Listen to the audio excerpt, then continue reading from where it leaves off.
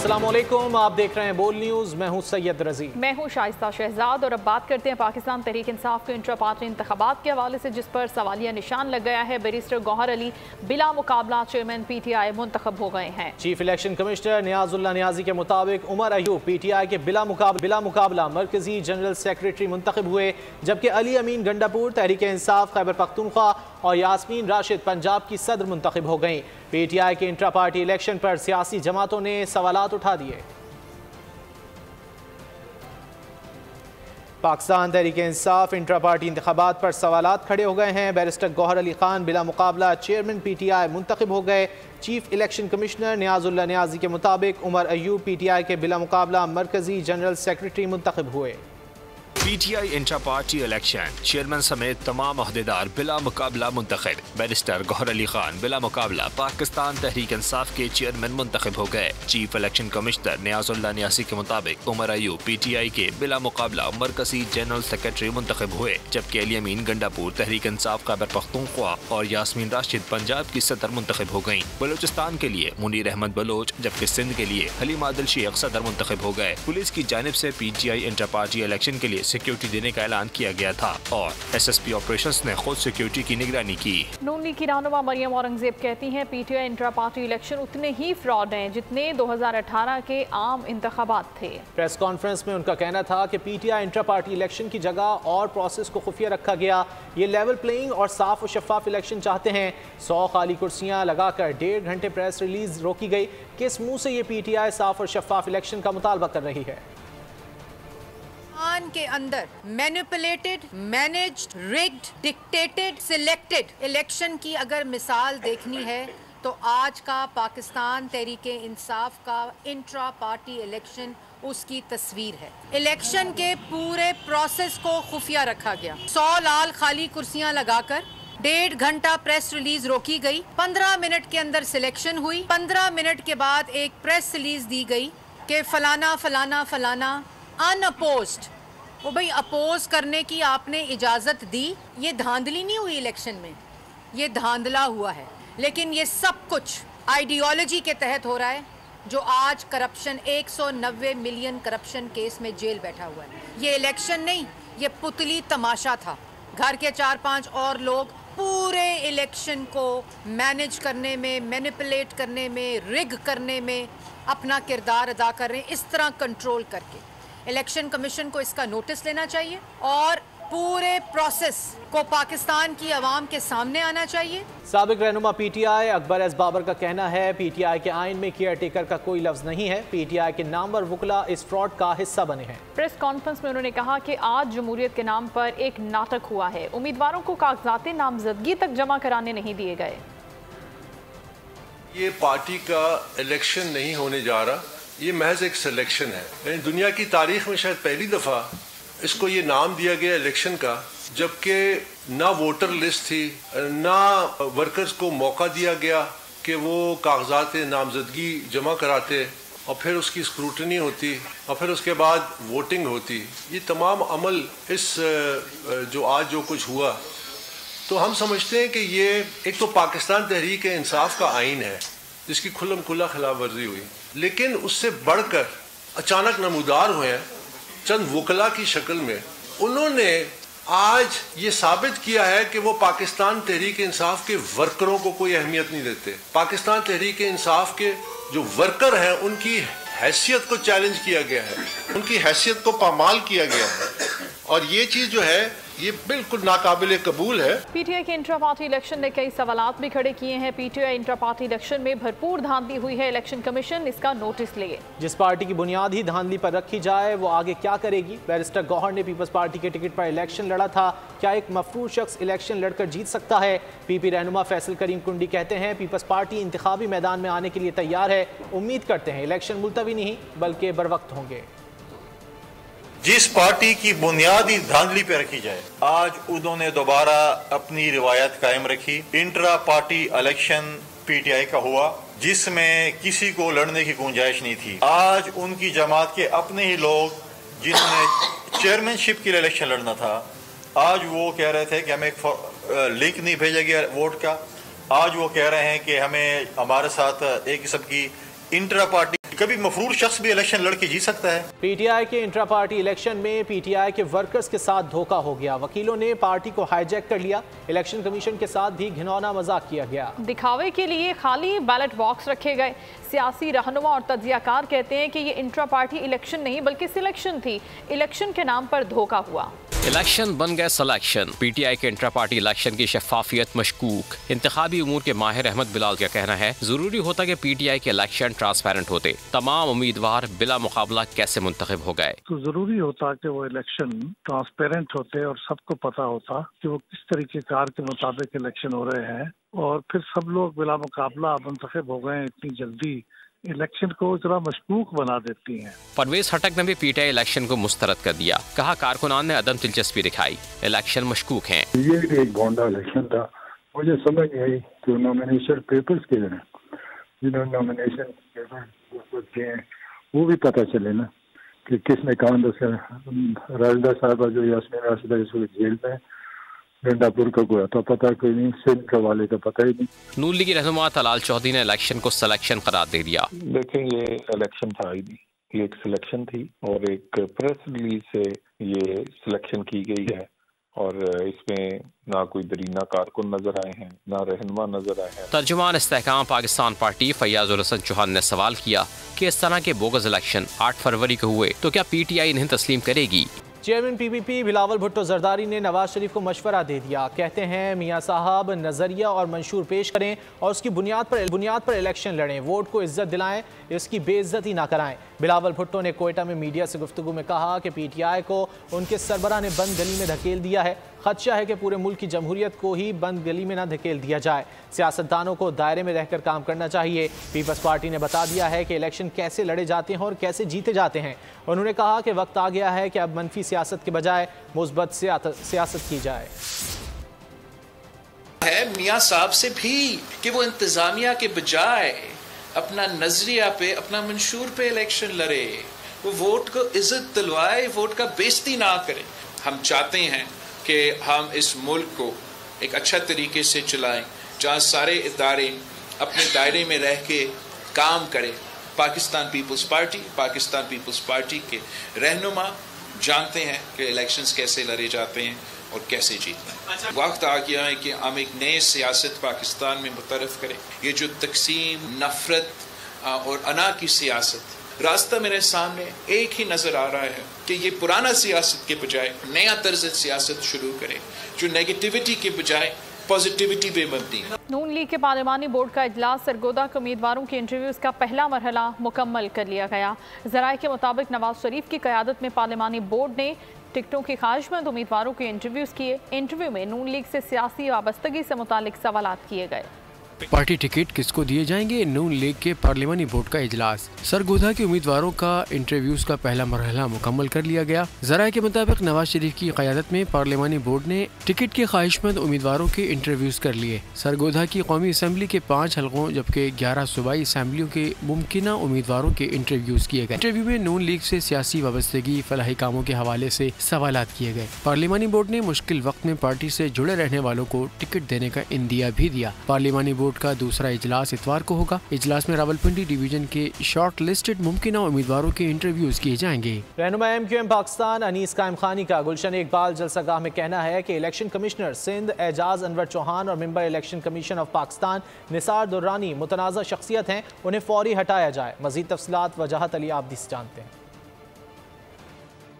आज देखें, मैं गुलशन इकबाल के उस जलसे गाह के अंदर मौजूद हूँ जहाँ मुत्तहिदा कौमी पाकिस्तान अब से कुछ देर बाद जलसे का आगाज करेगी। इस टाइम हमारे साथ सीनियर रहनुमा MQM के अनीस कायम खानी साहब मौजूद हैं। इनसे जानते हैं इनकी तरफ से कुछ इलेक्शन कमीशन पे एतराजात उठाए गए हैं। देखिए, दो पहलू हैं। एक ये है कि डीलिमिटेशन के लिए एतराजात MQM ने दाखिल किए, पीपल्स पार्टी ने भी दाखिल किए। वहां पर एक पीपल्स पार्टी का कारकुन जिनका नाम निसार दुरानी साहब है, उन्होंने पीपल्स पार्टी के तमाम एतराजात को तस्लीम करवा दिया और जो है वो उसे मुतनाज़ा बना दिया। दूसरा हमारा एतराज जो है मौजूदा चीफ इलेक्शन कमिश्नर सिंध पर, उनका नाम एजाज चौहान साहब है। उन्होंने अभी बल्दियाती इलेक्शन में डाकू ब्लड बॉक्स उठा के ले गए हैं और उसको जो है ठप्पे उसमें तीर के निकले हैं। ऐसे चीफ इलेक्शन कमिश्नर के होते हुए आप बताइए कैसे गैर जानिबदाराना इलेक्शन हो सकते हैं। इसलिए उनके मुतालबा करती है कि फिल फोर एजाज चौहान साहब को हटाया जाए और निसार दुरानी साहब को भी हटाया जाए। एमकेएम ने बड़ा मुतालबा किया, कल भी एक प्रेस कॉन्फ्रेंस की और आज 7 बजे के वक्त जो जलसे का आगाज होगा उसके अंदर भी एक बड़ा मुतालबा रखा जाएगा इलेक्शन कमिश्नर पाकिस्तान की जानिब से कि इलेक्शन को फेयर एंड फेयर कराने के लिए फौरी तौर पर इन 2 अफराद को हटाया जाए ताकि कराची और सिंध के अंदर। बहुत शुक्रिया Wajahat. Chief justice of Pakistan justice Faez Isa को न किसी दबाव में लाया जा सकता है न किसी की हिमायत करेंगे। चीफ जस्टिस अपने हल्फ के मुताबिक फ़राइज़ की अंजामदही करते रहेंगे। सुप्रीम कोर्ट ने चेयरमैन तहरीक इंसाफ के खत पर एलामिया जारी कर दिया। सुप्रीम कोर्ट के एलामिया के मुताबिक 1 दिसंबर को सुप्रीम कोर्ट को दरख्वास्त मौसूल हुई जिसे तैयार करने वाले वकील का नाम और राब्ते की तफसीलात नहीं दी गयी। लिफाफे के मुताबिक दस्तावेज इंतजार हुसैन पंजोता ने कोरियर की थी। सुप्रीम कोर्ट के एलामिया में कहा गया है कि दस्तावेज बज़ाहिर एक सियासी जमात की जानिब से भेजी गई हैं जिसकी नुमाइंदगी अच्छे वकला करते रहे हैं। गुज़िश्ता दिनों सुप्रीम कोर्ट में इस जमात के वकला फौजी अदालतों और इंतखाबात केस को तकमील तक ले गए। एलामिया में वाज़ेह किया गया कि chief justice of Pakistan justice Faez Isa को न किसी दबाव में लाया जा सकता है न किसी की हिमायत करेंगे। वो अपने हल्फ के मुताबिक फराइज की अंजामदही करते रहेंगे। सुप्रीम कोर्ट के एलामिया में इस अमर पर ताज्जुब का इजहार किया गया कि सर-ए-बमहर लिफाफा मौसूल होने से पहले ही दस्तावेज किसने मीडिया को जारी किया। सिक्योरिटी फोर्सेस को मर्दान रीजन में बड़ी कामयाबी मिल गई। टीटीपी के अहम दहशतगर्द को कामयाब ऑपरेशन के बाद गिरफ्तार कर लिया गया। गिरफ्तार दहशतगर्द ने दौरान तफ्तीश अहम इंकशाफात किए। दहशतगर्द की निशानदही पर जिला खैबर से बड़ी तादाद में गोला बारूद, खुदकुश जैकेट्स, डेटोनेटर्स और असलहा बरामद किया गया। यूं पेशावर में बड़ी दहशतगर्दी की कार्रवाई नाकाम बना दी गई। दुनिया भर में अहले फ़लस्तीन से इज़हार यकजहती के लिए मुजाहिरों में शिद्दत आ गई है और अब पहले से ज़्यादा बड़ी तादाद में लोग इसराइल की दरिंदगी और अमरीकी बदमाशी के खिलाफ एहतजाज के लिए घरों से बाहर निकल रहे हैं। पूरी दुनिया में मुस्लिम और गैर मुस्लिम फ़लस्तीन के साथ इज़हार यकजहती के लिए मुजाहरे कर रहे हैं। मशरिक़ से मगरिब तक एक ही पुकार है, दरिया से समंदर तक फ़लस्तीन आज़ाद होगा। इंडोनेशिया में एक बड़ा एहतजाजी मुजाहरा हुआ। इंडोनेशिया की तरह उर्दन में भी लाखों अफराद ने मुजाहरा किया। यमन में भी फ़लस्तीन की हिमायत और इसराइल की मुखालफत में नारे लगे। ऑस्ट्रेलिया में भी मुजाहरा हुआ। फिनलैंड में भी फ़लस्तीन की हिमायत की आवाज़ बुलंद हुई। लंदन, लाइसेस्टर में भी फ्री फ़लस्तीन के नारे लगे। न्यूयॉर्क और वाशिंगटन में भी अमरीकी अवाम ने जो बाइडन और इसराइल के खिलाफ नारेबाजी की। इसराइल से पहले अमरीका गजा में फ़लस्तीनियों का दुश्मन। अमरीका ने इसराइली फ़ज़ाइया के लिए ख़तरनाक तरीन और इंतहाई हलाकत खेज़ बंकर बस्टर बमों की खेप हवाले कर दी है। ये बम क्या है, जान लेते हैं इस रिपोर्ट में। पूना शाम इसराइली भेड़िए को अमरीका की मुजरिमाना शय और थपथपी। अमरीका ने इसराइल को तबाहकुन तरीन बंकर बस्टर बमों से लैस कर दिया। अमरीका ने इसराइल को 100 BLU बंकर बस्टर बम भिजवा दिए। 4000 प्रेसिजन गाइडेड मिसाइल भी अस्करी इमदाद में शामिल हैं। 1000 पाउंड वजनी एक बंकर बस्टर बम कंक्रीट की मोटी दीवार, शेल्टर और दीगर किस्म के मजबूत रुकावटी दीवारों के आर पार होकर धमाके से तबाही फैलाने के लिए इस्तेमाल होता है। मिसाइल की खास बात यह है कि ये कंक्रीट या किसी भी मोटी दीवार से गुजरने के बाद फटता है, जिससे किसी भी इमारत के अंदर नाकाबिल यकीन तबाही और हलाकतें यकीनी होती हैं।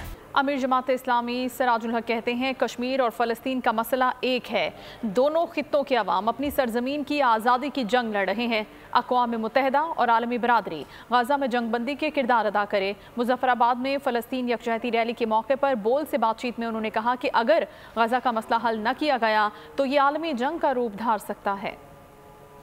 एक जेल खाना है जहाँ चारों तरफ मुआसरा है और ऊपर से बमबारी है। मकबूजा कश्मीर भी एक अजीम जेल खाना है जहाँ बड़ी तादाद में लोग एक अरसे से कैद में है, जेल में है। हम शुरू से यही मौक़िफ़ रखते हैं कि फ़लस्तीनियों और कश्मीरियों का मसला बिल्कुल एक है और इन दोनों खित्ते के जो अवाम है वो आज़ादी के लिए जद्दोजहद में मसरूफ़ है, ये जिहाद कर रहे हैं। और गजा का मसला यही है कि अगर इस जंग को उधर ही ख़त्म न किया गया तो ये फैल सकता है और एक और जंग अज़ीम का सबब भी बन सकता है। करारदादों से तो कोई काम नहीं बनता, इसलिए कि 1000 करारदाद अब तक UNO में फ़लस्तीन के हक़ में पास हो गए हैं, लेकिन ये करारदाद कागज का एक बेजान टुकड़ा होता है जब तक हुक्मरान और आलम इस्लाम पहले मरहले में अमली कार्रवाई नहीं करते। अभी आपको खबर देंगे खैरपुर से, जहां पर 9 मौलूद और कमसिन बच्चों की अमवात में तशवीशनाक हद तक इजाफा हो गया है, जबकि इंतजामिया खामोश तमाशाई बनी हुई है। मुतालिका इदारों की गफलत के बायस 3 माह में 187 बच्चे जाँ बहक हो गए।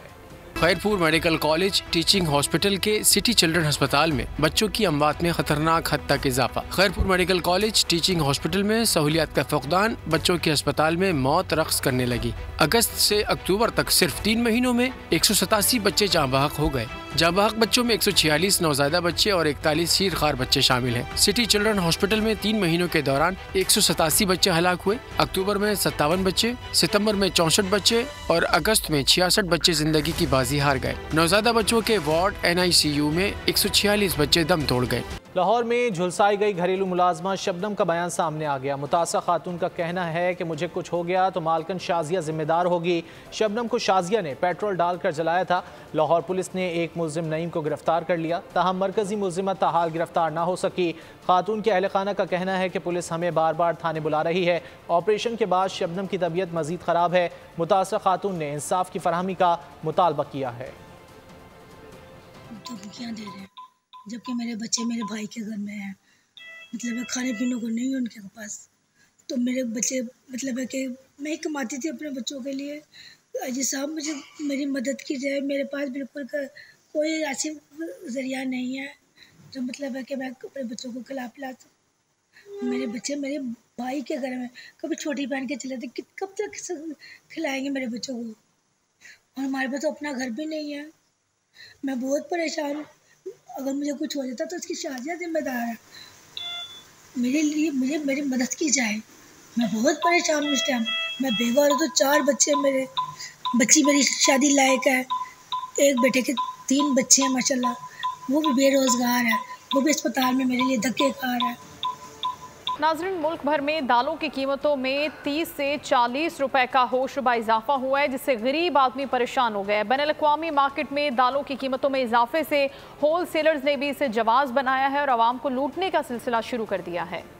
होलसेलर्स आवाम को लूटने में मसरूफ, दालों की कीमतें आसमान पर पहुंचा दी। माश की दाल की कीमत होलसेल में 480 रुपए कर दी गई। दाल मूंग 270 रुपए, मसूर 300 रुपए, चना 200, काबुली चना 340, बासमती चावल 350 रुपए तक महंगी हो गयी। इन आइटम्स पर 3 से 40 रुपए का इजाफा किया गया है। बैनुल-अक़वामी मार्केट्स में दालें $100 महंगी हुई, जिसके बायस मुल्क में अचानक दालों की कीमतों में इजाफा हुआ है। इम्पोर्टर्स के मुताबिक चावल स्टॉक करने के बायस महंगा हुआ है। प्राइवेट अफराद ट्रैफिक पुलिस की मावनत से गैर कानूनी पार्किंग चला रहे हैं। सिंध हुकूमत का काम है कि पार्किंग के मामलात को रेगुलेट करे।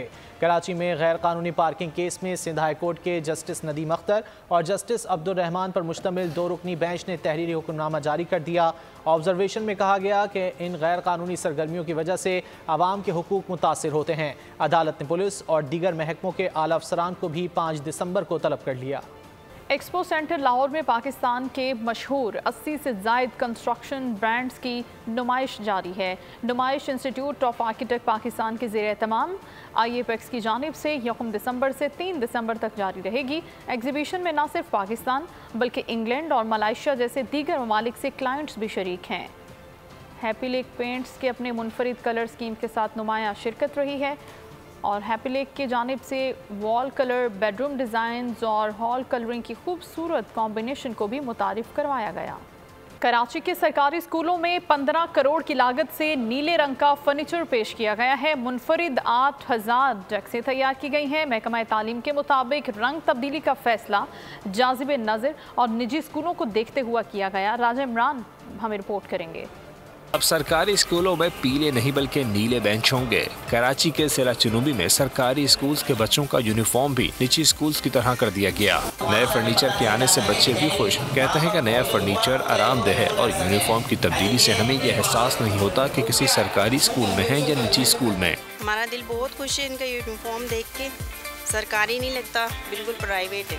इस टाइम पे जो है ना बहुत अच्छा लग रहा है कि तबदला थोड़े से चेंजिंग हो गई है। यूनिफॉर्म वगैरह अच्छा लग रहा है क्योंकि पहले पीले पीले यूनिफॉर्म थे, हर किसी को पता था कि बच्चे सरकारी स्कूल में पढ़ते हैं। हाँ, हमारा स्कूल बहुत अच्छा है और फर्नीचर और हमारा यूनिफॉर्म तो लगता नहीं है कि हम गवर्नमेंट स्कूल में प्राइवेट स्कूल लगता है और यहाँ की पढ़ाई भी बहुत अच्छी है। जी मैं बहुत खुश हूँ कि यहाँ पर हमारा फर्नीचर आया हुआ है और हर स्कूल में पीला कलर रहता है और हर स्कूल में यूनिफॉर्म एक ही कलर का होता है, ब्लू वाइट शलवार कमीज़ होती है। और हम बहुत खुशनसीब है कि हमारे यहाँ पर नया फर्नीचर आया है, हमने हमारा अलग अलग यूनिफॉर्म भी है। महकमा तालीम का कहना है कि नीले रंग के फर्नीचर और यूनिफॉर्म की तब्दीली का मकसद ये है कि सरकारी स्कूलों के बच्चे भी निजी स्कूल जैसा माहौल महसूस करें। कैमरामैन मोहम्मद अली के साथ राजा इमरान, बोल न्यूज़, कराची। इस्लामाबाद में पाकिस्तान माउंटेन फेस्टिवल का आगाज हो गया। मेले का मकसद पहाड़ों के कुदरती हुस्न को बरकरार रखते हुए उनमें मौजूद जंगलात का तहफ़्फ़ुज़ करना है। रिपोर्ट कर रहे हैं मोहम्मद अली जहान। इस्लामाबाद के मारगला हिल्स में जंगलात और पहाड़ों की सफाई से मुताल्लिक़ आगाही मुहिम सिविल सोसाइटी और यूनिवर्सिटी के तलबा ने बड़ी तादाद में शिरकत की। लोगों का कहना था कि पाकिस्तान मौसमियाती तब्दीली से मुतासर होने वाले ममालिक में शामिल है। ये अच्छा इनिशिएटिव है जो हमारी यूनिवर्सिटी ने लिया है। इंशाल्लाह यहाँ पे आके हम सफाई सुथराई हर चीज़ करेंगे और लोगों को चाहिए यहाँ पे आए, सफाई करें, गंद ना मचाएं, यहाँ पे दरख्त ना काटें ताकि ये जो सारे चरिंद परिंद हैं इनका ये रहने की जगह है। वाइल्ड लाइफ बहुत इंपॉर्टेंट है हमारे लिए, हमें इस जगह की रिस्पेक्ट करनी चाहिए। यहाँ पे मतलब रैपर्स वगैरह नहीं फेंकने चाहिए। मुहिम के कोऑर्डिनेटर का कहना था कि पाकिस्तान में ग्लेशियर्स बुरी तरह मुतासर हो रहे हैं। पाकिस्तान माउंटेन फेस्टिवल का बुनियादी मकसद ये है कि पहाड़ों की अहमियत के बारे में आगाही दी जाए और बच्चों को और आम शहरियों को ये बताया जाए कि ये पहाड़ हमारे लिए किस तरह से अहम है, जो इसके ऊपर ग्लेशियर्स हैं, जो फ्लोरा फाना है, जो बायोडाइवर्सिटी है, जो वाइल्ड लाइफ है। पाकिस्तान माउंटेन फेस्टिवल में शरीक लोगों ने इस इक़दाम को भरपूर सराहा। उनका कहना था कि इस तरह की आगाही मुहिम का इनेकाद होना चाहिए। शहर इक़्तिदार में मुनक़्क़दा पाकिस्तान माउंटेन फेस्टिवल मुस्तक़बिल में मुल्क के दीगर पहाड़ी सिलसिलों में भी जारी रहेगा। कैमरामैन शब्बीर अहमद के साथ मोहम्मद अली खान। जनूबी वज़ीरिस्तान के मस्तान खान की जीप और लंबी लंबी मूछों की है धूम। मस्तान खान की जीप ट्रक आर्ट का शाहकार है। जीप सकाफती रंगों का बेहतरीन नमूना है। मस्तान खान का कहना है कि कई साल पहले मैंने इस छोटी सी जीप को 2 लाख रुपए में ख़रीदा था। पेशावर से हमें रिपोर्ट करेंगे नवाब शेर। जनूबी वज़ीरिस्तान के रिहायशी मस्तान खान की मुनफरिद और दिलकश जीप हर किसी की तवज्जो का मरकज। जीप पर ट्रक आर्ट के दिलकश नक्शो निगार और सकाफती रंगों ने इसे मुनफरिद बना दिया। यकीन करो जो हमारा को देखते हैं सब लोग वो खुश होता है। कोई बोलता है ब्रेक मारो में खड़ा करता है, वो वीडियो बनाता है।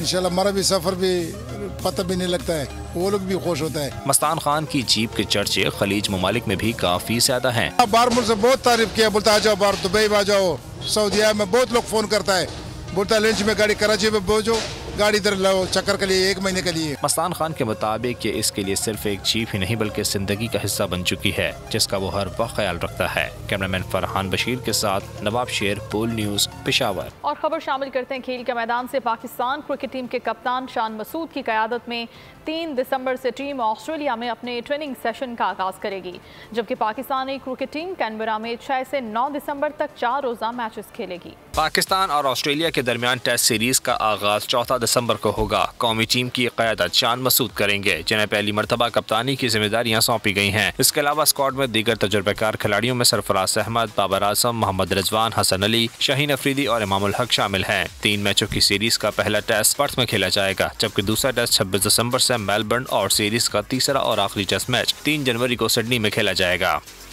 पाकिस्तान क्रिकेट बोर्ड ने चीफ सेलेक्टर वहाब रियाज के कंसल्टेंट मेंबर्स की तकरीर कर दी। साबिक क्रिकेटर्स कामरान अकमल, रॉ इफ्तिखार अंजुम और सलमान भट्ट वहाब रियाज के कंसल्टेंट मुकर्रर कर दिए गए। पीसीबी के मुताबिक तीनों कंसल्टेंट फौरी तौर पर काम का आगाज़ करेंगे। इन तीनों के लिए पहला असाइनमेंट न्यूजीलैंड के खिलाफ 5 T20 मैचेस की सीरीज है। सिलेक्शन ड्यूटी न होने पर तीनों कंसल्टेंट स्किल्स कैंप की इजाफी जिम्मेदारियां निभाएंगे। मुल्क में क्रिकेट की खिदमत और कौमी क्रिकेट को नामवर खिलाड़ी देने वाला शादरा जिम खान इन दिनों खस्ता हाली का शिकार है। हालत इजाद पर देखते हैं कदीर खान की ये रिपोर्ट। शादरा क्रिकेट जिम खाना 1952 में तामीर किया गया, जिसने पाकिस्तान क्रिकेट को अब्दुल रज़ाक जैसे स्टार्स दिए। यही वजह है कि बाद में शादरा जिम खाने को अब्दुल रज़ाक स्टेडियम के नाम से मुख्तस कर दिया गया। अब अब्दुल रज़ाक स्टेडियम पर महकमा PHS समेत कब्जा माफिया ने पंजे गाड़ दिए हैं। कुछ शरपसंद अनासर जो हैं वो इस ग्राउंड पे कब्जा करना चाह रहे हैं। ये ग्राउंड शादरा जिमखाना की है। ये चाहते हैं कि सारा दिन गेट खुला रहे। अगर गेट खुला रहेगा तो यहाँ पे दहशतगर्दी, चोरी चकारी जो हो चुकी है, इस गेट को बंद किया जाए और प्रॉपर यहाँ पे दीवार करवा दी जाए। खिलाड़ी कहते हैं शादरा जिमखाना में खेलते हैं, जब मैच खेल रहे होते हैं तो कॉलेज के लड़के और आउटसाइडर्स लड़कों को तंग करते हैं। जब हम यहाँ पे मैचेस खेल रहे होते हैं ना, मैचेस के दौरान ही ये पीछे हमारे कॉलेज है, डिग्री कॉलेज है, उनके लड़के जो है वो ग्राउंड में एंटर हो जाते हैं और ग्राउंड में एंटर होते ही यानी कि हमें बहुत ज़्यादा तंगी का सामना होता है, हमें उनके बाहर मिनट बाद बाहर निकालने के बार बार कहना पड़ता है कि बाहर जाओ, लेकिन वो बदतमीजी पे उतर आते हैं। एक और खिलाड़ी ने कहा ग्राउंड के पास कॉलोनी के लड़के दीवारें फैलाकर अंदर आते हैं और झगड़ा करते हैं। वहाँ से बच्चे वगैरह आते हैं, हमने दरवाजा भी बंद करवाया, ऊपर से फैलान के आ जाते हैं, उन लोगों को सीख लगने का भी खतरा होता है। हम बार बार बाहर जाते हैं, निकाल के आते हैं, पर वो कहते हैं लड़ने पे आ जाते हैं कि हमने नहीं जाना। इसके अलावा स्टेडियम में PHA वाले मशीनरी भी ले आते हैं। अब तक काफी लड़के जख्मी भी हो चुके हैं,